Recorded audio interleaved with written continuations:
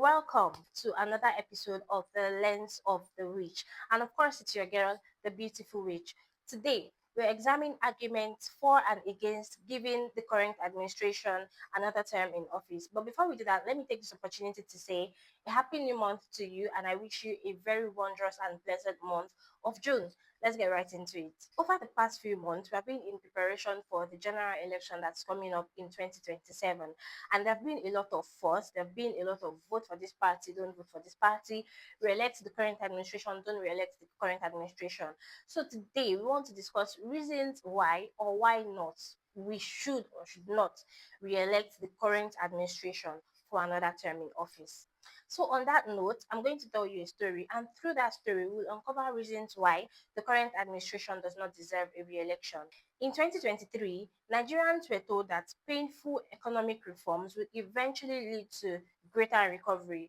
And 3 years later, Nigerians say the hardship has not left and things have even gotten worse than it used to be. For years, Nigeria complained about the economy under President Muhammadu Buhari.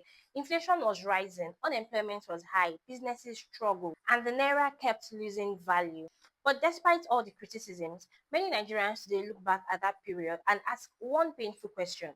Was life actually easier then than it is now? Let's start with the election process. The 2023 general elections remains one of the most controversial elections in the country's modern democratic history. What should have been a defining moment for democracy instead left Nigerians angry, divided, and deeply distrustful of the electoral process. For many Nigerians, 2023 became more than an election. It became a symbol of frustration with corruption, elite political control, weak institutions, ethnic politics, and the feeling that ordinary votes do not truly matter.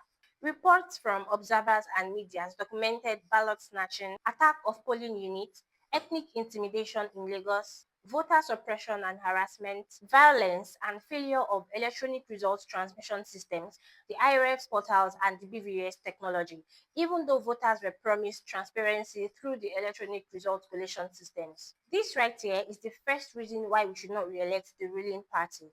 Because for a party that promised structure and organization, not only were they buying votes with 5,000 naira cash, bags of rice, indomies, and all other ridiculous items, they still went as far as employing thugs to intimidate, to threaten, to harass well-meaning Nigerians who came out to express their right to vote for the political party of their choice. These thugs went to different polling units to disrupt the voting process, vandalize polling units, and destroy ballot papers. Little did we know that that was just the beginning of the crisis Nigeria was about to experience. Let's take a look at a few clips to joggle our memory of the events that unraveled during the election. If you don't even vote APC for a year, go your house. Nobody force you come here. Go house, so if I see you vote another, I will call look at. If I see you vote another party, go ahead our house. You no come joke for here. This territory where you dey na APC o. Go your house. Go relax. I don't call them. Is them and waiting. Can you tell us your name? My name is Bola Sulaiman. Adebola. Which are you a party agent or? No, I'm not a party agent. I'm the one monitoring on our agent. Okay. Yes. Well, which party do you belong to? I belong to People's Democratic Party. Okay, PDP. Okay. How many people came or what happened? The Okada is about 50. With motor? With motor more than 10 guns. They are piloted guns, everything. They started shouting, man, this is honorable. Because I managed to follow this place. Follow me with gun. This is terrible. So, and they just... Did they go away with the ballot box? No, they burned it. They burned it. They didn't go away with it. They burned everything down. Well, let's see what will happen. Thank you, sir. We appreciate you, sir. Thank God that you are alive. They are losers. It's a play. They might be planting. Because someone one man driver. These people should post the picture. Let me send to my office. Everything. Washes. Wasted effort. God help us. This is polling unit 009-008, Ago Okota. We are pleading for this polling unit to be reconducted. Can you briefly just tell us exactly what happened here? We came to cast our votes. Before we knew it, my polling unit is over there. This is the polling unit that had the attack.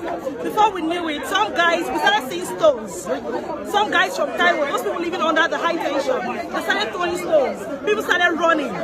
You understand? We ran, the police guys from our polling unit, they had to protect our ballot boxes. Here, I don't know what happened. You can see papers all over the floor. You can see it was scattered. I don't even know. And we heard that the Beavers machine was not working. Even before they started the process, it was not working. So it means even before the attack, this polling unit already had issues. To risk our lives, now God will punish risk all of them. everything, and then of Don't course leave people who want to they are vote hoping and for expecting, the I people guess, they that want. many of us will Don't not allow vote them to vote because of this and stay at home. Which kind of nonsense? This is totally unacceptable. For Nigeria. Totally unacceptable. Totally unacceptable.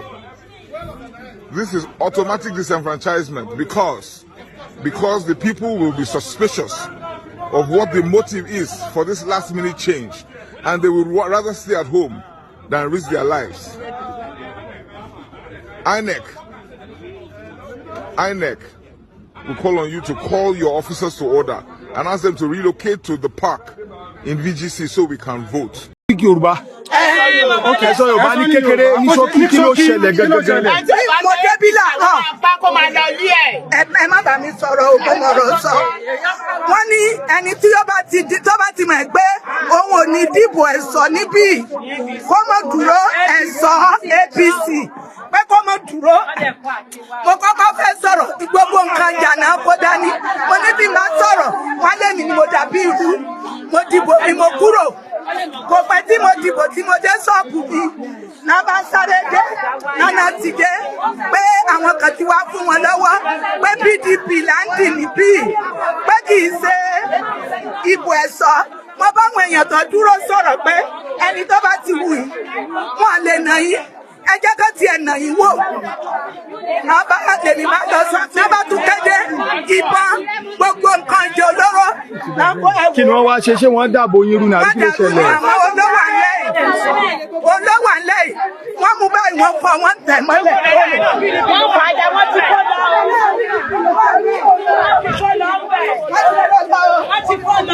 Wọ́n kù sápò ni wọ́n kọ́ lọ.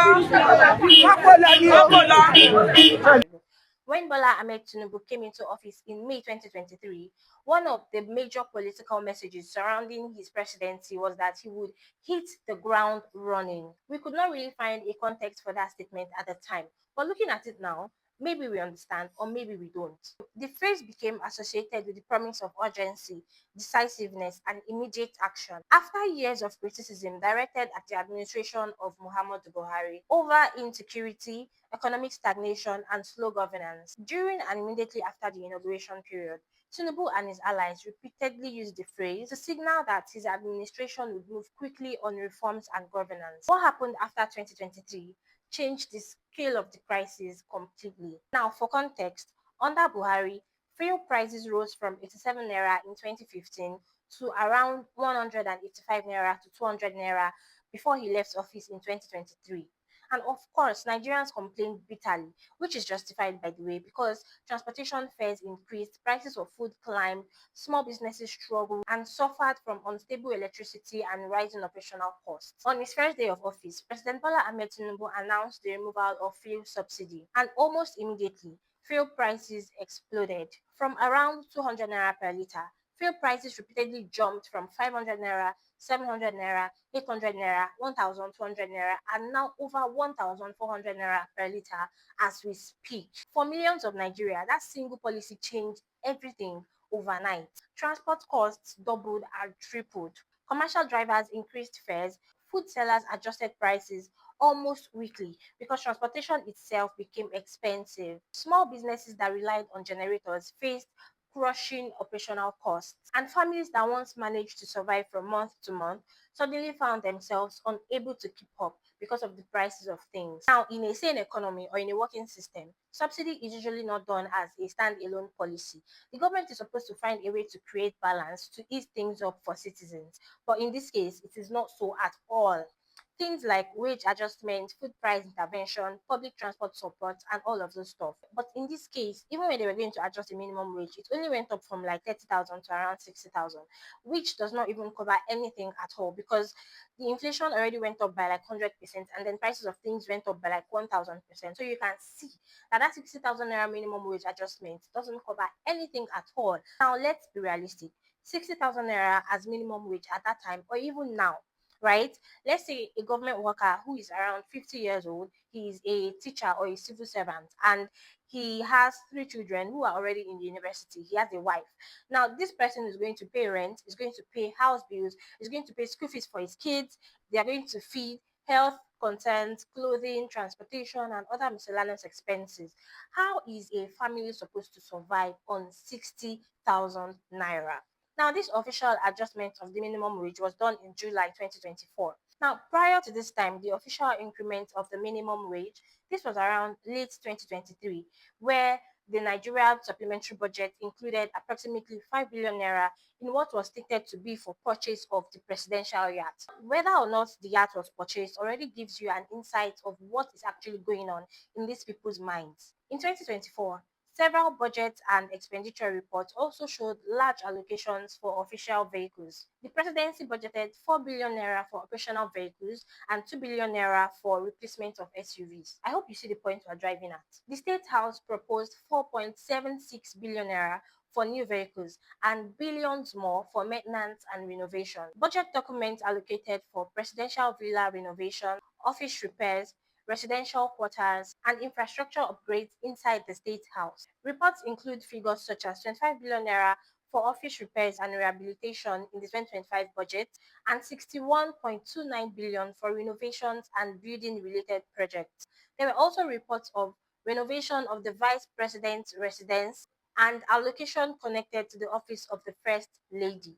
All these and more were happening, and citizens were being asked to sacrifice, while public funds was being spent on extravagant luxury and comfort for politicians. Simultaneously, Nigerians were dealing with higher fuel prices, food inflation, transportation costs, unemployment, and declining purchasing power. This is yet another reason not to re-elect the ruling party. During Buhari's administration, the Naira already faced serious pressure, but after the foreign exchange reforms under Tinubu, the currency lost even more value against the dollar. Imported goods became far more expensive. Raw materials, medicine, electronics, school supplies, and food prices surged across the country. And then came inflation, serious inflation. Rice prices became one of the clearest symbols of the crisis. A bag of rice that many families bought below 40,000 naira then eventually crossed 70,000, 80,000, and even more during peak inflation periods. Beans, yam, gari, tomatoes, pepper, cooking oil, plantain, bread all became more expensive. Consequently, in many Nigerian homes, food portions became smaller. Parents quietly reduced the number of meals their children ate daily. Some families stopped buying protein regularly. Others withdrew their children from private schools. Young couples postponed marriage plans because survival itself became difficult. And for young Nigerians, the psychological impact has been severe. Many graduates already struggled to find stable jobs before 2023. Even those working full time almost cannot afford rent, transportation, data subscription, and basic living. And the Japa movement accelerated as young Nigerians search for opportunities abroad. And what about small business operators? They suffered too. Hairdressers, POS operators, photographers, food vendors, they all suffered because of the outrageous inflation. And the result of this is an economy where people worked harder than before but feel poorer than ever. The administrations argued that these reforms were necessary. They said fuel subsidy was draining government revenue and enriching corruption networks. They also argued that the Naira needed to be floated to attract investment and stabilize the economy long term. And to be fair, actually, Some economic indicators indicate signs of stabilization. Government officials point to improving investor confidence, reduced deficit, and easing inflation in recent months. But for many Nigerians, the question is simple. If the economy is improving, why does daily life still feel unbearable? Now, that is the political reality facing Nigerians as 2027 approaches. Now, let's talk about insecurity. What was once viewed as a northern problem has slowly spread across other parts of Nigeria. Kidnappings increased along major roads. Armed groups pushed into forest and rural communities across several states, and fear itself has become national. Parents worry about sending their children to school far from home. Farmers fear going to their farms. Businesses avoid investing in unstable regions. And young Nigerians increasingly speak about insecurity being one of the main reasons why they want to leave the country in the first place. For many Nigerians, the frustration is not only about the violence itself, but the feeling that the government seems to be disconnected from the urgency of the crisis. And each attack follows a familiar pattern: kidnapping or abduction, condemnation from the government, press statements, and assurances from government officials. Let's listen to the statements of some of our government officials who are supposed to protect us, saying they are our brothers, they are prodigal sons. We're going to rehabilitate them and integrate them back into the society. Well, the truth is that the terrorists are one of us before they were, confused because of situations and circumstances around us. It is very, very okay for them to be properly reintegrated into the society. But however, there is need for adequate monitoring of their movements and activities. They have no other home but this Nigeria, and they have to equally move on with their compatriots. They are going nowhere.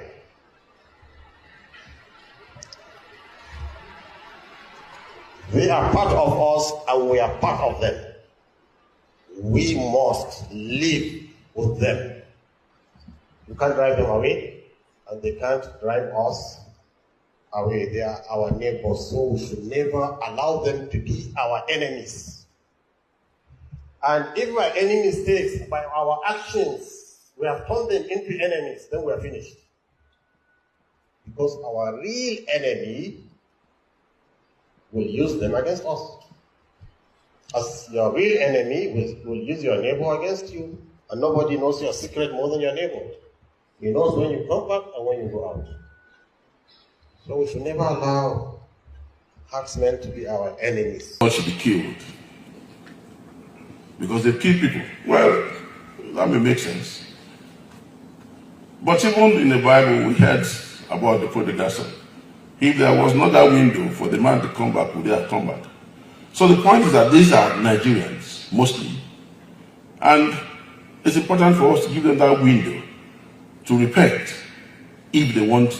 Also, when someone on social media or on the internet makes remarks about the government, they are quick to pick such person up, they are quick to arrest such person, they are quick to take in such person for investigation, for questioning and intention. But people will be kidnapped and abducted, taken to the forest, killed, and the entire process will be posted on the internet. But our government have been unable to locate these people. There are some questions to ask though. Can a government ask for another mandate when citizens still fear for their lives? Can citizens still afford another 4 years of this same process? Now, for ordinary Nigerians, survival itself has become a full-time job. Workers now spend a huge portion of their salaries just getting to work. Small businesses struggle with fuel costs and weak consumer spending. Parents skip meals so their children can eat. Graduates complete school only to enter an economy with limited opportunities and rising frustration. The middle class, once seen as the backbone of the economic stability, has been shrinking under pressure. The annoying part is, even in the middle of all this, all they care about is re-election, campaigning, employing and recruiting thugs to harass and intimidate voters, and sharing ridiculous gift items to buy people's votes. The office of the First Lady is yet to address the abduction of the children in Oyo State and Borno State, who are still in the bandit captivity, by the way. But she has been seen attending social functions and primary elections, and even posted Children's Day post a few days ago. Now, the ultimate question, however, remains, can Nigerians really afford to live like this for another 4 years? There are definitely going to be much more arguments concerning this matter, but for now, we'll draw the curtains and bring things to an end. Don't forget to subscribe, like, and share your thoughts in the comments. And I'll see you in the next video. Do have a wonderful day.